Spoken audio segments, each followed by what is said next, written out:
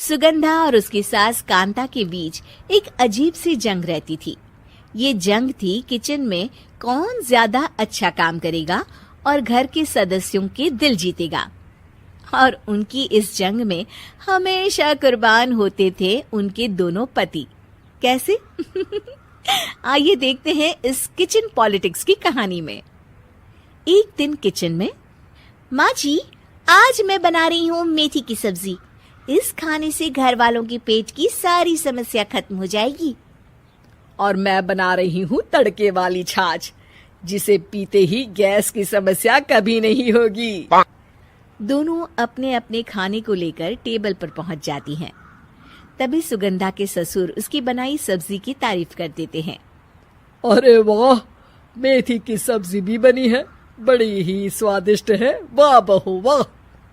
अरे बहू, लेकिन इसमें इतनी सारी मेथी बर्बाद करने की क्या जरूरत थी?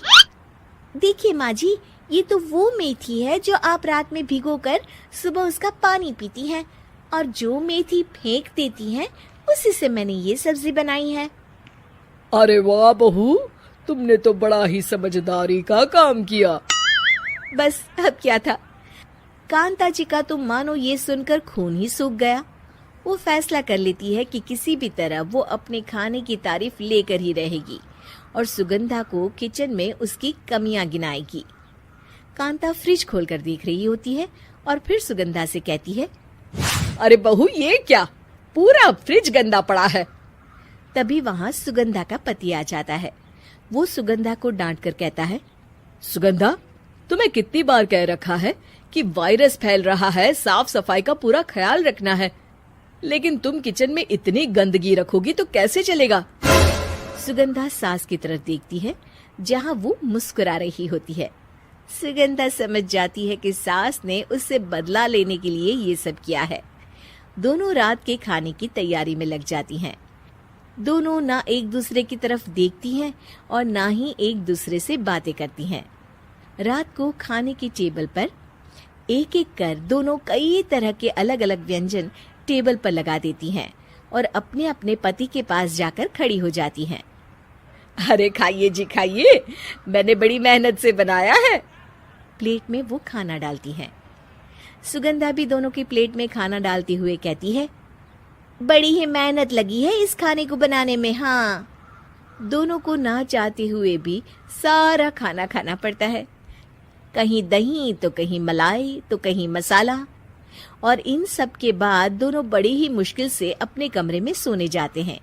लेकिन अगली सुबह सुगंधा का पति चिल्ला रहा होता है, हाय रे, हाय मेरा तो पेट खराब हो गया, हाय माँ बहुत दर्द हो रहा है। तो वहीं कांता के कमरे से भी कुछ ऐसी ही आवाज आने लगती है। हे भगवान, इस सास बहू की लड़ाई हमारी जान लेकर रहेगी। जाओ कोई डॉक्टर को बुला कर लाओ। डॉक्टर आते हैं। दोनों को देखकर कांता और सुगंधा से कहते हैं, देखिए, आप दोनों इन्हें खाने में हल्का ही दीजिएगा। हो सके तो रात का खाना जल्दी खाया करे और वॉक किया करे। इतना कहकर डॉक्टर वहां से चले जाते हैं। जिसके बाद एक बार फिर से दोनों बहुएं किचन में जाती हैं और खाना बनाने में लग जाती हैं। रात में खाने के टेबल पर दोनों एक बार फिर से खाना लगाने लगती है। पापा जी, मैंने ये पतली मूंग की दाल की खिचड़ी के साथ ये पापड़ और पुदीने की चटनी भी बनाई है। अरे बहू, अभी अभी बेचारे पेट की बीमारी से गुजरे हैं, इतना भारी खाना तो डॉक्टर ने भी मना किया है ना। देखिए, मैंने आप दोनों के लिए सूप बनाया है। और दोनों उन लोगों की प्लेट में खाना डालने लगती हैं। तभी दोनों एक साथ बोल पड़ते हैं, बस करो, हमें माफ करो, हमें नहीं खाना इस घर में ना खिचड़ी और ना ही सूप। हम इंसान हैं, एक वक्त में एक ही खाना खा सकते हैं।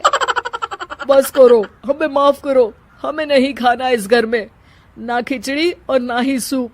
हम इंसान हैं, एक वक्त में एक ही खाना खा सकते हैं। इतना कहकर वो दोनों वहां से चले जाते हैं।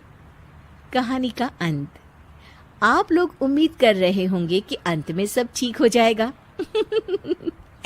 नहीं जनाब, अगर सास बहू के बीच सब ठीक हो जाए तो आप ये सीरीज देखे ही क्यों?